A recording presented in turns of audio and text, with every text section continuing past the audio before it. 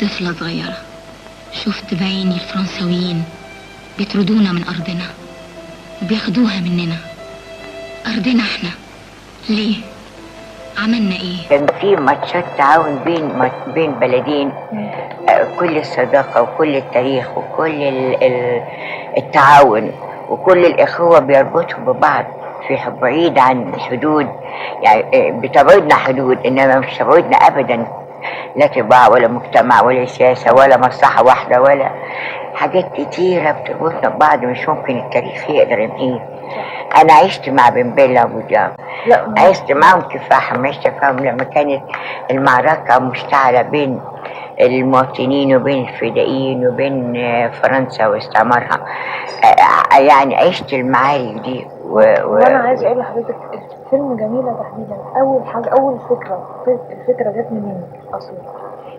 يعني الفكرة جت يعني عشتها مع مع الصليب الأحمر لما كان بيدافع عن المجاهدين. عشت مع الصحافة لما كانت بتنقل الصورة للشعب الجزائري اللي هو بيناضل من أجل الدفاع عن بلاده وعن أرضه. فهزني موقفهم قوي وهزتني الفدائيات وهزتني جميلة، رغم ان في جميلات كتير غيرها يمكن عملوا اكتر منها، بس اللي خدت الشو الاعلام كانت جميلة.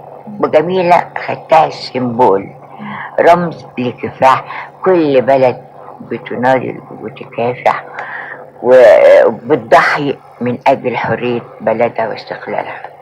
ما كانتش لوحدها، كان معاها آلاف الجميلات. ما كنتش عملت الفيلم الجميلة أبدا، عملت لكل الجميلات اللي بيدافعوا عن استقلال بلادهم وحرية أرضهم. اتفضلي اسألي. الفيلم وقتها يعني أنا قلت لك مقدمة، تمام، ودي المقدمة أحب إنها تنزل إن شاء الله، يعني عشان إن شاء الله. الفيلم وقتها اتكلف قد إيه؟ قولي لي بقى اسمك. ولاء مش عاوزة. ما فيش فيلم وطني ما بيكلفش كتير، ما فيش فيلم ديني ما بيكلفش كتير، والعائد بتاع اي فيلم وطني او ديني بيبقى يا اما زيرو يا اما يعني بيتعرض للخسارة، يا اما بيغطي يقول انا اعتبره مكسب. ليه مكسب؟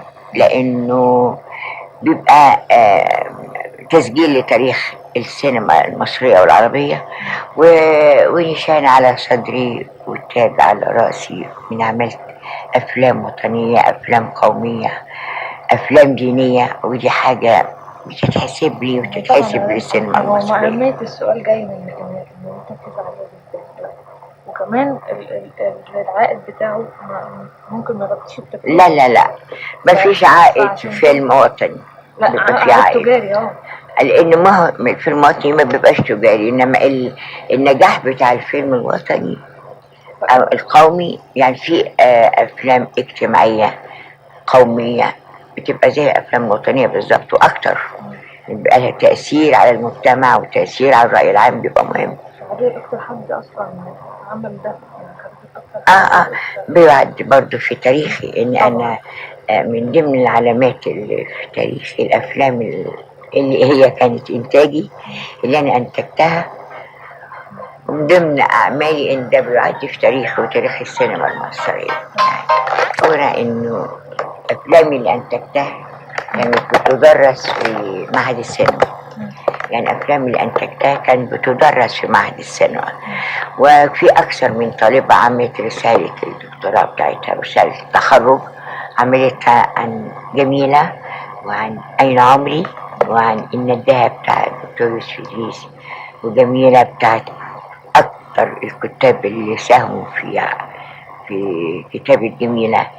وعلى سبيل المثال الحصر المرحوم الوزير يوسف السباعي وعبد الرحمن الشرقاوي وعلي الزرقاني ونجيب محفوظ، عباقرة الرأي والأدب والسيناريو كانوا مشتركين كلهم في فيلم واحد، يعني وساهموا في هذا الفيلم.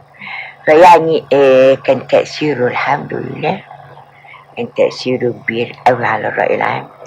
كان تأثيره أقوى، إنه ساهم في تحرير الجزائر، كان جزء كبير في تسجيل المواطن والمواطنة المصرية والعربية على الجبهة بالصوت والصورة.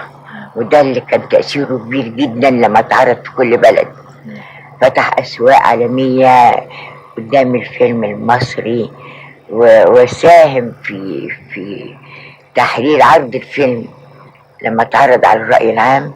وكان كل بلد يتعرض فيها كان بتقوم مظاهرات بعد عرض الفيلم.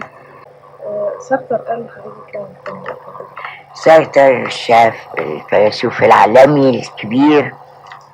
أنا عندما رأيت فيلم جميلة للممثلة الصغيرة الكبيرة، وقتها كنت صغيرة، انتزعت دموعي وأنستني جنسيتي. في أجزاء دي ما تتحط تتر ماجدة المصرية، ماجدة المصرية قال عليها سارتر. ماجدة المصرية ماذا قال عليها سارتر؟ فيلسوف العالمي. هو ده التتر الحلو طبعا. ده بعد إذن رئيس التحرير بالزوافق، يعني بمجرد رأي، لأن أنا كنت بشترك دايما في أما أقول مقالة أو أنزل رأي، كنت بحب أشارك معهم كخبرة بقى، وكسنين عشتها مع الصحافة. أنا خسارة لأن أنا معرفتش حضرتك من أول ما دخلت الصحافة. بس أنت دخلتي بقالك قد إيه؟ صغيرة يعني 2002 بس برضه. كنت صغيرة أوي بس. كان في أجزاء اختيار. كان ما شريك؟ في أجزاء اختيار الفيلم، الجانب الفرنسي والجانب المصري. على أي أساس حضرتك اخترتي الممثلين الجانب الفرنسي مثلا؟ بتقولي إيه؟ مش فاهمة السؤال. الممثلين الجانب الفرنسي مثلا، على أي أساس حضرتك اخترتي رشدي أباظة؟ يعني رشدي أباظة ده ينفع جدا، حسين رياض يبقى فرنسي ويبقى عربي، يبقى كل البلاد، لأنه الطيب بتاعه تشيبو وأداؤه. حضرتك كان ليك رؤية؟ طبعا أنا تملي بيبقى لي رؤية، بنتناقش مع بعض في كل حاجة. فأجزاء في الاختيار كريمان برضو بتبان خليط بين الأرستقراطية وبين يعني التيبات كان بتتنقى صح، يعني كل تيب كان لابس دوره. بس اختيار الممثلين دول برضه بتبقى جامد، يعني بتبقى أهم حاجة هما ناس ممثلين كبار ومقنعين بأدي الدور كما يجب أن يكون. يعني اختيار حضرتك ليهم بالذات كان على أساس رؤية من حضرتك كبيرة؟ لا، احنا بنشترك تملي مع المخرج مع المسؤولين، فبيبقى في تفاهم. طب حضرتك فكرتك عن قضية الجزائر قبل عرض الفيلم أو قبل إنتاج الفيلم كانت عاملة إزاي، وبعد ما اتعرض الفيلم بقت عاملة إزاي؟ أنا كنت متوقعة له زي ما كان، يعني قضية الجزائر نفسها. ودي يعني الحقيقة، بس الفيلم عمل أكتر من ما كناش متوقعين، يعني عمل تأثير أكبر وأعظم. المهم أثر في قضية كانت معروضة وقتها على الرأي العام، وأثر في كل بلد عربية اتعرض فيها.